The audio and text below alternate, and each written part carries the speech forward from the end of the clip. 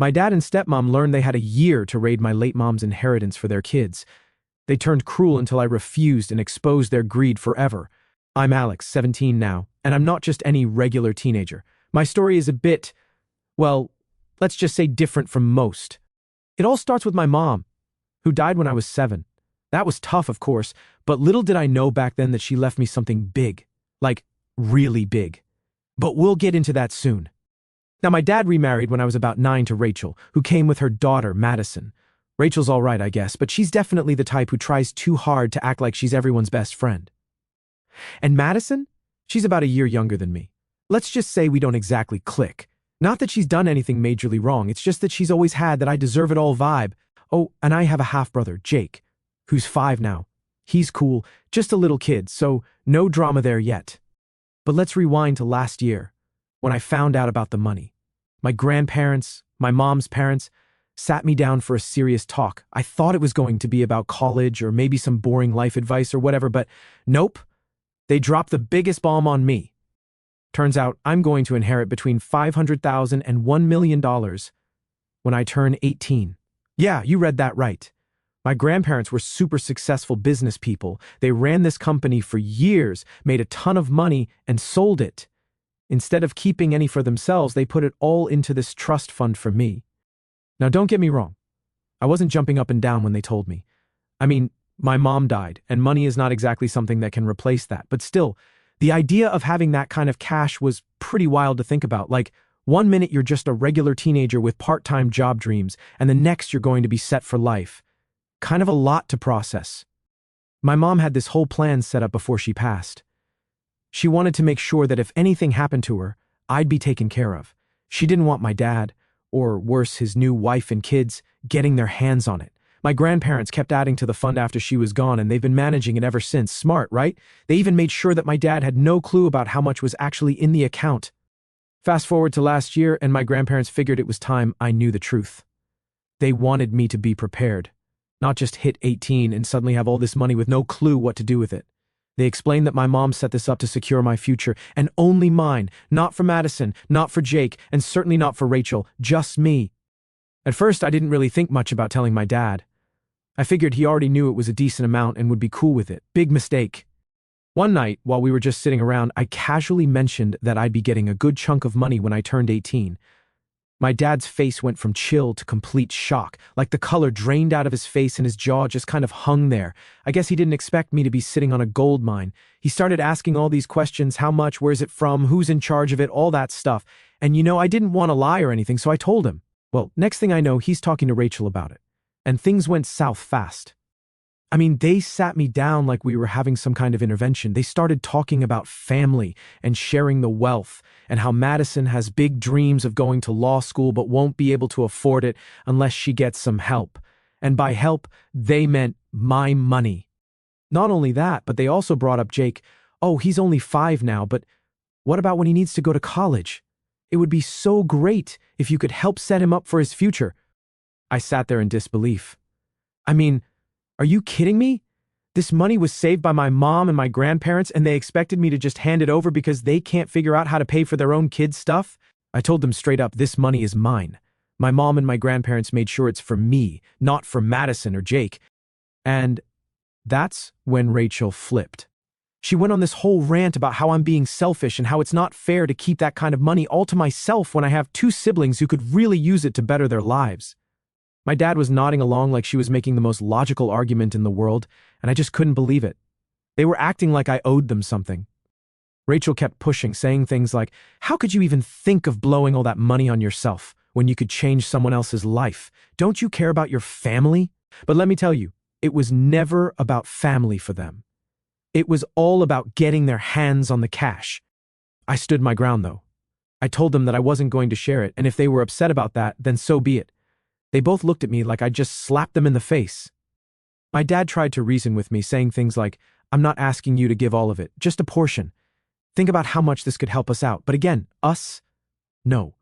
This money isn't our money, it's mine. After that, the mood in the house changed. My dad and Rachel didn't talk to me much for a while. They kept their distance, but I could tell they were stewing over it. I overheard Rachel talking to Madison one night, telling her not to worry, that they'd figure something out. I couldn't help but feel like they were planning something behind my back. The thing is, I'm not stupid. I know they're just biding their time, waiting for me to crack or hoping they can guilt-trip me into giving them something. But they don't understand that my mom set this up for a reason.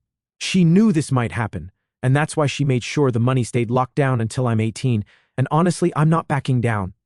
This is about more than just money. It's about my mom's legacy, what she wanted for me, and not letting anyone take that away, not Rachel, not Madison, not even my dad. They can try all they want, but they're not getting a penny. All right, so after the whole money thing blew up, things at home got even weirder. I don't know if you've ever been in a situation where you can feel people talking about you behind your back, but it was like that.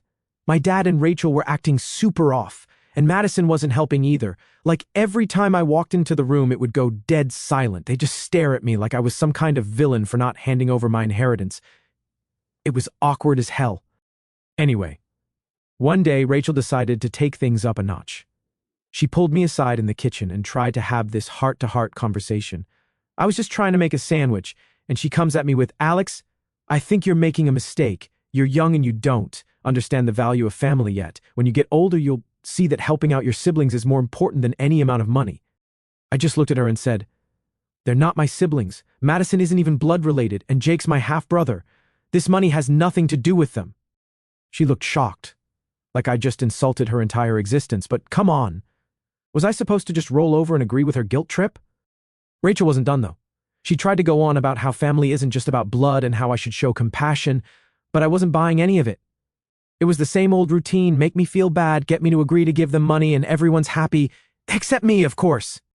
Things hit a real turning point about a week later. My dad and I had this huge blow-up argument, and honestly, I didn't see it coming. He had been pretty quiet after the initial conversation, so I thought maybe he'd let it go. I was wrong. One night, he comes home from work, and I can already tell something's up. He's all tense and doesn't even bother with the usual, "How was your day?" small talk. Instead, he just says, "We need to talk," in that serious dad voice that makes you feel like you're about to get grounded or something. So we sit down in the living room, and he starts off slow, like he's trying to be reasonable. "Alex, I know you're young and you might not fully understand what you're doing with this money. I'm not saying you have to give all of it away, but Madison really needs help for college. And Jake, well, he's got a future ahead of him too. You could do something great for them." I could feel the anger boiling up inside me, but I kept my cool, mostly. I told him, "Dad, this isn't my responsibility. You and Rachel need to figure out how to pay for Madison's college and Jake's future. That's on you, not me." And then he snapped, like full-on snapped. He started yelling, which is something my dad never does. "I've done everything for you. I've raised you, put a roof over your head, fed you, clothed you, and this is how you repay me, by being selfish." I tried to stay calm, but it was hard. I mean, come on. He was basically saying that I owed him my inheritance because he did the bare minimum of being a parent. I told him this money is from Mom and my grandparents. They set it up for me. You don't get to tell me what to do with it. That's when he said the thing that really messed with my head. "Your mom wouldn't have wanted you to turn your back on your family like this. She would have wanted you to share."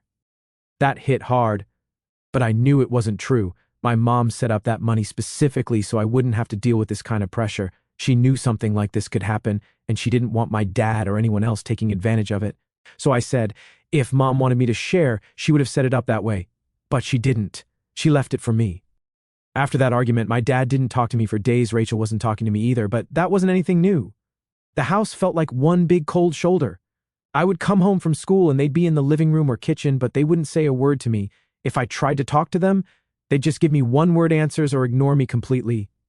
Madison, on the other hand, took a different approach. She wasn't quiet at all.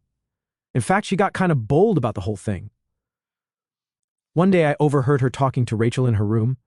"I don't get why he won't just give me the money. It's not like he's going to use all of it. He could at least help me out with tuition." It was almost funny how entitled she sounded, like it was just a given that she should get some of my inheritance. A few days later, things got even crazier. Rachel decided to bring in a lawyer. Yeah, you heard that right. A lawyer. She claimed she just wanted to explore all the options and make sure everything was being handled fairly. I knew right away that this was her way of trying to intimidate me into giving up some of the money. The lawyer came over to the house and Rachel made a big show of it, like it was some important meeting. My dad was there too, but he stayed quiet. letting Rachel do most of the talking. She kept saying things like, "We just want to make sure Alex understands the legal side of things and we're concerned about how this money is being distributed." The lawyer, though, didn't seem all that interested. He basically told them that there wasn't much they could do because the money was in a trust set up by my mom and grandparents. It was airtight, and the only way to change anything would be if I decided to do it. Rachel looked pissed. I could tell she was hoping for a different answer, but the lawyer shut her down pretty quick. After that, Rachel stopped pretending to be nice. She stopped talking to me altogether. She wouldn't even look at me when I walked into the room. It was like I didn't exist anymore. And honestly, I didn't care. If she was going to be like that, I was fine with it. The less I had to deal with her, the better. At this point, I knew things weren't going to get better. My 18th birthday was just a few months away, and I could feel the tension building. It was like everyone was waiting for that moment when the money would officially be mine, hoping I'd change my mind. But I wasn't going to. There was no way I was giving in. I started spending more time at my grandparents' place just to get away from the craziness at home. They were really supportive, and my grandpa even joked about putting a restraining order on my dad and Rachel if they kept this nonsense up. It felt good to know they had my back no matter what. But deep down, I knew that once I turned 18, things were going to get a lot worse. All right, so now we're getting close to my 18th birthday, and let me tell you, things were going from bad to worse. If I thought my dad and Rachel were being weird before, they took it to a whole new level as the big day got closer. It was like they were just waiting for me to slip up or magically change my mind about the money. Spoiler, I wasn't going to. It started with my dad trying to get all friendly again. Like, after weeks of giving me the cold shoulder, he suddenly acted like everything was fine. One morning, he's sitting at the kitchen table sipping coffee, and he goes, "Hey, Alex, I was thinking we should go fishing this weekend, just the two of us, like old times." Now, fishing was something we used to do back when I was younger, but it had been years since we actually did anything like that, so it was a pretty random offer, especially since he hadn't exactly been chatty with me recently. I just said, maybe. I've got a lot going on with school. I wasn't going to just fall for the whole let's be buddies again thing after everything he'd pulled. While my dad was trying the nice guy routine, Rachel was up to something else entirely. One day I came home from school and she's in the living room with a bunch of paperwork spread out on the coffee table. I didn't think much of it at first. She's always got her nose in some paperwork. But then I saw one of the papers had my name on it. I asked her, "What's all this?" She looked up with this fake smile like she was trying so hard to be friendly. "Oh, just going over some legal stuff," she said casually. "We want to make sure everything's in order for when you turn 18. Now, I knew Rachel worked in finance or something like that, but this was different. It wasn't just regular paperwork, it was about me and my money. I didn't say anything at the moment, but I made a mental note to keep an eye on her. Something about it didn't sit right with me. A few days later, everything came to a head. My dad sat me down again, this time with Rachel right there, and they hit me with it. "Alex," my dad started, "we've been thinking, and we really believe that once you have access to the money, you should consider helping out Madison with her college costs." I knew this was coming, but it still pissed me off. I just looked at him and said, "Dad, we've been over this. That money isn't for her. It's for me. Mom and my grandparents set it up specifically for me, and I'm not giving it away." Rachel, of course, jumped in with her guilt trip tactics. "But, Alex, you're going to have so much money, more than you'll ever need. Madison's worked so hard, and she deserves a chance at a good future. You could help make that happen for her." I had to bite my tongue. It wasn't that I didn't care about Madison wanting to go to college or whatever, but this was my future we were talking about. And honestly, it wasn't my job to pay for her life. "I get that," I said, trying to stay calm, "but it's not my responsibility. If you and Dad want to help her, then you should figure that out. But I'm not giving away my inheritance." That's when Rachel got really mad. She stood up and started pacing around the room, throwing her hands in the air like she couldn't believe what I was saying. "This is ridiculous!" she yelled. "You're sitting on a fortune and you're just going to hoard it all for yourself? What kind of person does that?" I didn't even have a chance to respond before my dad jumped in too. "She's right, Alex. You need to think about your family. We've all made sacrifices for you, and this is how you repay us?" That was it. I'd had enough. I stood up and said, "Sacrifices? What sacrifices? I've been living in this house, going to school, doing my own thing. I haven't asked you for anything, and now because I'm finally getting something for myself, you think I owe it to you?" They were both stunned.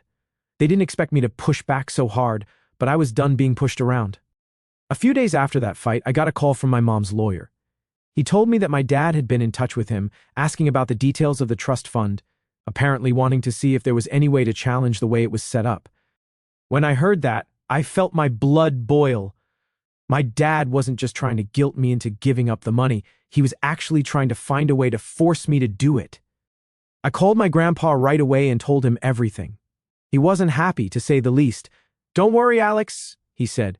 "We've got everything locked down tight. Your dad can't touch a penny of that money, and neither can Rachel." That made me feel a little better, but I still couldn't believe my dad would go that far. Things got even crazier as my birthday got closer. Rachel started being even colder toward me, barely acknowledging my existence whenever I was around. Madison, too. It was like I wasn't part of the family anymore. But the final straw came about a week before my birthday. My dad came to me again, this time without Rachel. He looked tired, like he hadn't been sleeping, and I could tell he was about to make some kind of big ask. "Alex," he said, "I know things have been tense around here, and I just want to clear the air. I've been thinking a lot about this money situation, and I get that it's yours. I really do. But before you make any final decisions, I just want to ask one last thing. I already knew what was coming, but I let him continue. Madison's future depends on this. Alex, if you could just spare a little bit, enough to cover her first year of college, it would mean the world to her, to all of us." I couldn't believe it. After everything, he was still trying to get me to crack. But this time, I didn't even hesitate.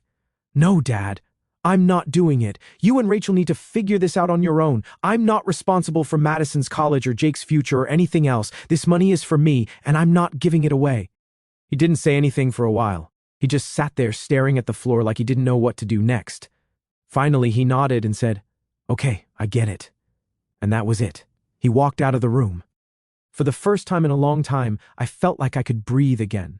I knew the worst was still to come, but at least I'd stood my ground. Update 1. So, here we are.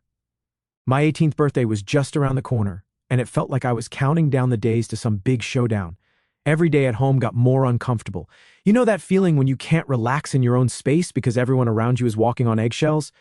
Yeah, that was my life.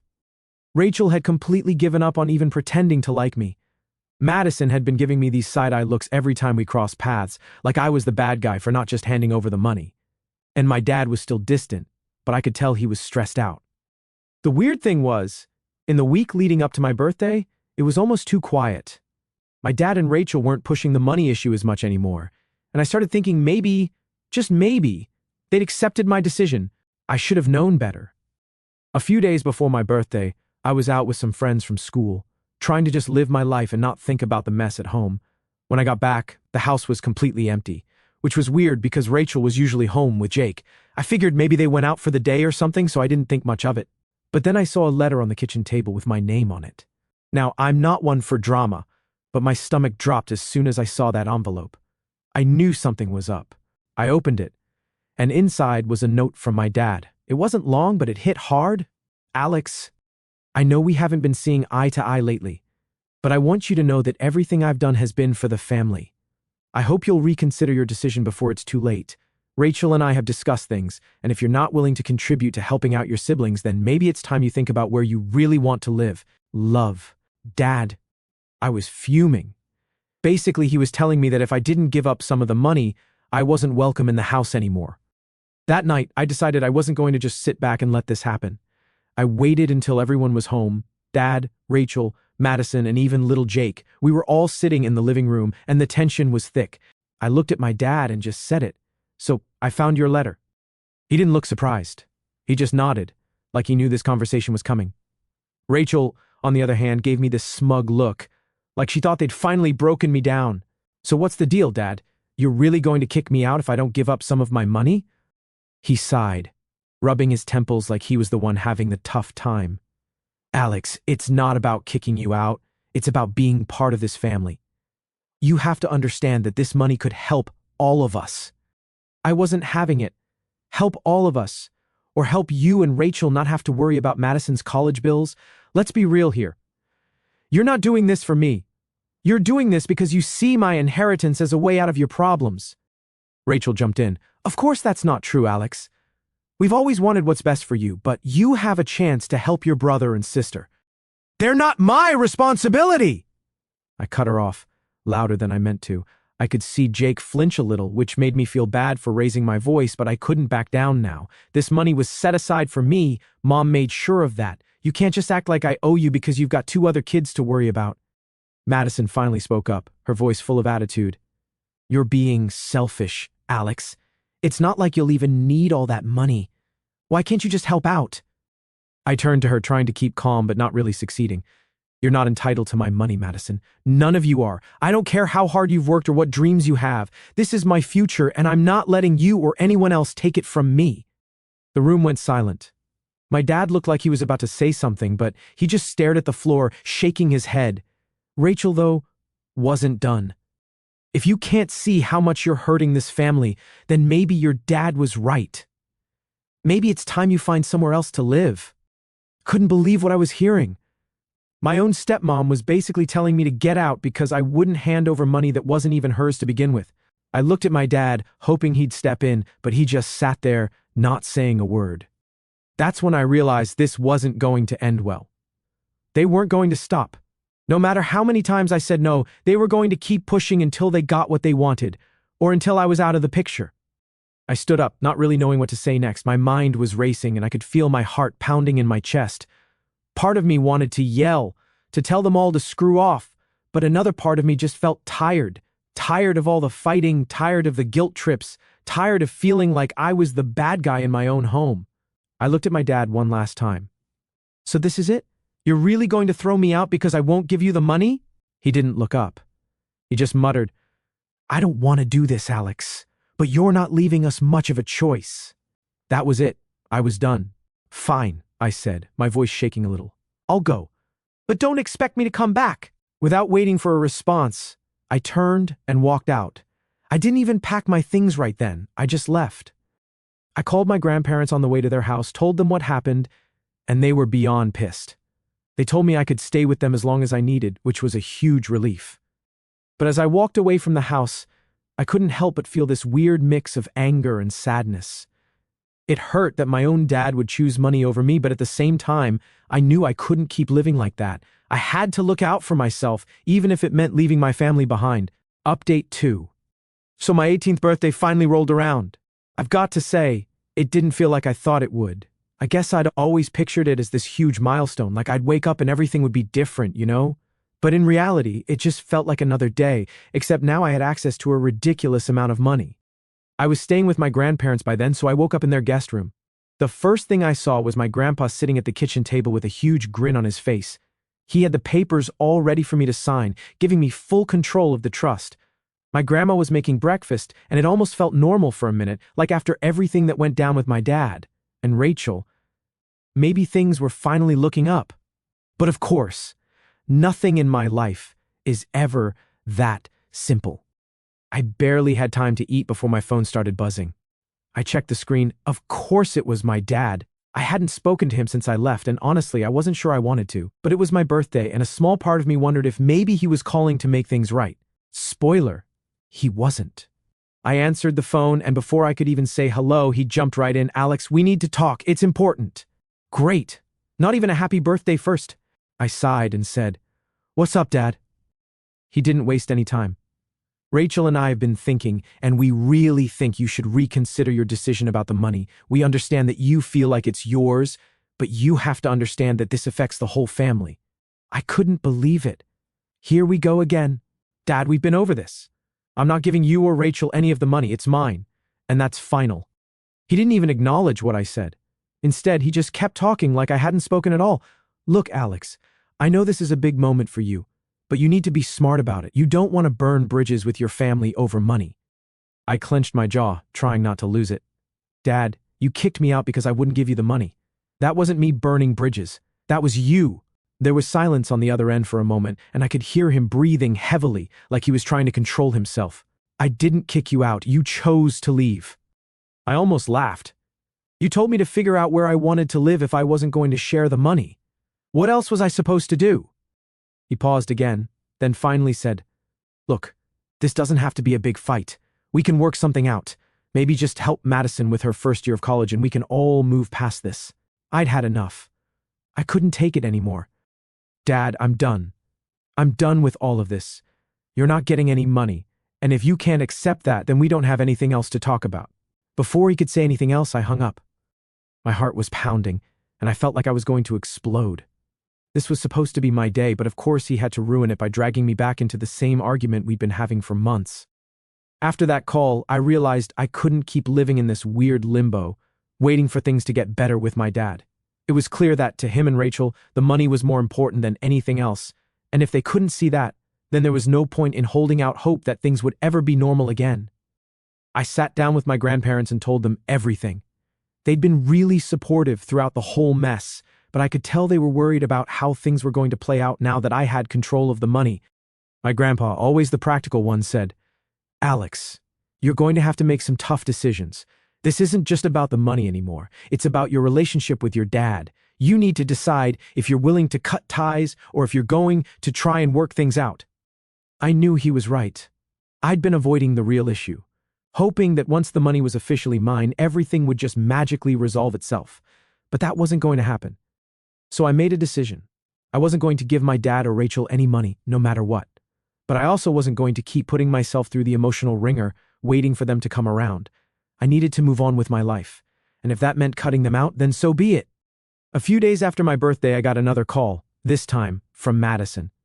I almost didn't answer, but curiosity got the best of me. When I picked up, she was surprisingly calm. No attitude, no guilt trips. She just said, "Hey, Alex, can we talk?"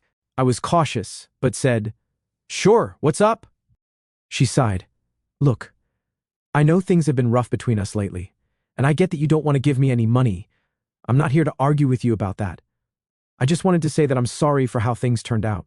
I wasn't expecting that at all. Thanks, I guess." There was a pause, and then she said, "I never wanted things to get this bad. I know I was being entitled, and that wasn't fair to you. I don't know. I guess I was desperate because college is expensive, and I thought maybe you'd help me out. But I get it now. It's your money, and you don't owe me anything." I didn't really know what to say. Part of me wanted to tell her off, but another part appreciated that she was at least acknowledging how screwed up things had gotten. "Thanks for saying that," I finally said. "You're right. This whole situation sucks, and I wish it hadn't gone down this way, but it is what it is." Madison sighed again. "Yeah, I know. Anyway, I just wanted to say that. I'm still pissed, but I guess I'll figure something out for college." We didn't talk much after that, but it felt like some kind of closure. It didn't fix anything, but at least she wasn't trying to guilt me into giving her money anymore. After that, things got a lot quieter. My dad stopped calling, and Rachel, well, I wasn't going to hear from her anytime soon. I stayed with my grandparents for a while, and they helped me set up a plan for how to manage the money responsibly. I didn't want to blow through it all or make dumb decisions, so I set up a meeting with a financial advisor and got everything sorted. It felt weird, though. I mean, I was 18 and I had more money than most people make in their entire lives, but it didn't feel like some huge victory. It felt like I'd lost something important in the process, my relationship with my dad. At the same time, I knew I couldn't keep letting him and Rachel push me around. I started making plans for my future, college, maybe starting a business. Who knows? For the first time in months, I felt like I was in control of my life, and it was a pretty damn good feeling. And as for my dad, I don't know if we'll ever fix things. But I do know one thing. I'm not letting anyone take away what my mom and grandparents worked so hard to give me. This is my life now, and I'm going to live it on my terms.